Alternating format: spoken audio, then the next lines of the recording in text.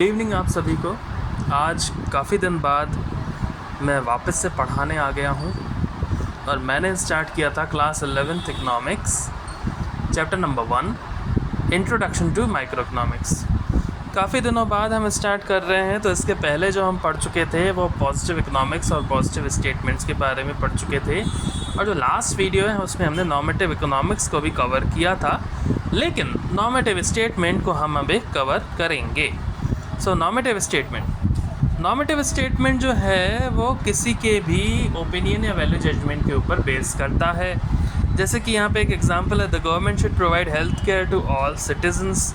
तो ये जो है एक तरीके का मॉरल वैल्यू जजमेंट है जो मैंने दिया है या किसी ने भी दिया है, वो उसका एक ओपिनियन है जो उसने दिया है।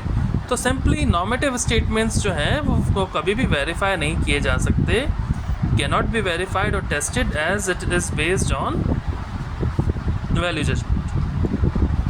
अब इसके कुछ ऑब्जर्वेशंस हैं, जैसे कि income inequality should be reduced raising taxes on high income earners. अब जो इनक्वालिटी ऑफ इनकम है, यानी कि लोगों के बीच में जो इनकम का डिस्ट्रीब्यूशन है वो डिफरेंट है और इनक्वालिटी है उसमें भी, तो उसे कैसे ठीक किया जा सकता है?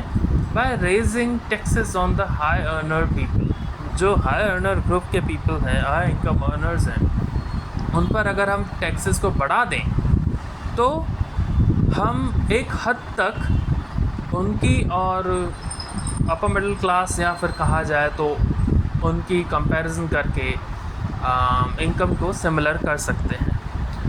Most health care should be provided free at a point of use.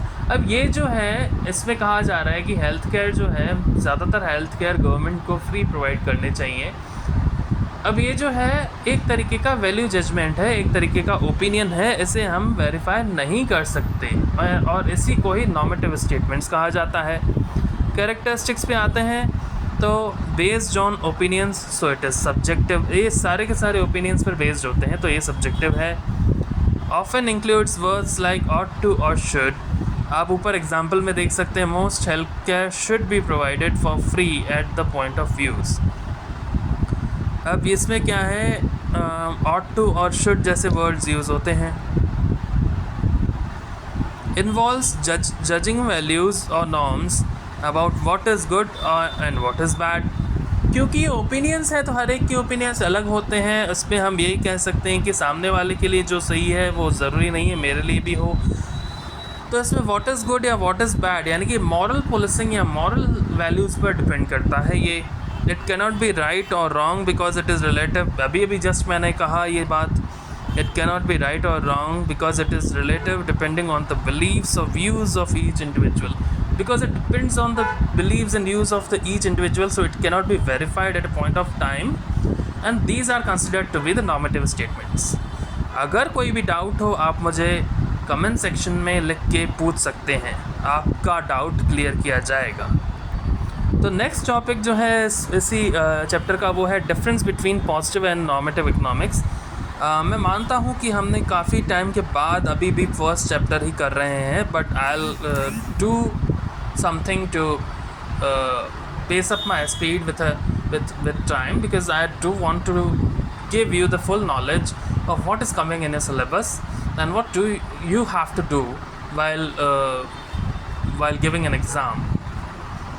तो अब हम आते हैं डिफरेंसेस पे पॉजिटिव और नॉर्मेटिव इकोनॉमिक्स के। डिफरेंस में सबसे पहला आता है meaning. Positive economics it is the study of economic issues subject to verification. क्योंकि इसमें फैक्ट्स और फिगर्स होते हैं तो आप उसको वेरीफाई कर सकते हैं। It is the study of economic issues which involves a judgement. इसमें क्या है, एक वैल्यू जजमेंट होता है। It deals with the economic issues related to past, present and future. It deals with the opinions of economists related to solutions for the economic issues। Third point, verification for truth। Here facts and figures are used to verify the truth। इसमें facts और figures का use होता है जो सच है, जो truth है, उसे वेरीफाई करने के लिए। वाइल उसमें जो होता है वो वेरीफेबल है ही नहीं, क्योंकि वो लोगों के ओपिनियंस के ऊपर बेस्ड है। Value judgement, it doesn't involve value judgement और opinions, It involves value judgment by economists. True or false statements. These statements may be true or may be false. These statements can never be true or false, as these includes opinions only. The sixth point of the difference between positive and negative statements is the examples. The population of China is more than the population of India. It is a positive statement which is true and can be verified true. एक time पे population of India and population China अगर हम देखा जाए तो population of China is more than India, तो आप इसे वेरीफाई कर सकते हैं. Health care services should be available for all.